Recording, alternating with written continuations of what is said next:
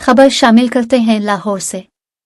Lahore high court chairman PTI को मुकदमात में गिरफ्तारी से रोकने का हुक्म वापस। लाहौर हाईकोर्ट में चेयरमैन पीटीआई के पंजाब के केसेस यकजा करने और कार्रवाई रोकने की दरख्वास्त पर समाअत हुई। जस्टिस आलिया नीलम ने साबिक वजीर आजम की दरख्वास्त पर समाअत की। दौरान समाअत वकील चेयरमैन पीटीआई इंतजार हुसैन ने कहा कि सीनियर वकील दस्तयाब नहीं, मोहलत दी जाए और अदालत तादीबी कार्रवाई से रोकने का हुक्म वापस न ले। अदालत ने चेयरमैन पीटीआई को मुकदमात में गिरफ्तार करने से रोकने का हुक्म वापस ले लिया और दरख्वास्त की मजीद समाअत गैर मुअय्यना मुद्दत के लिए मुलतवी कर दी। याद रहे कि दरख्वास्त में चेयरमैन पीटीआई के खिलाफ पंजाब भर में दर्ज केसेस यकजा करने की इस्तदा की गई है।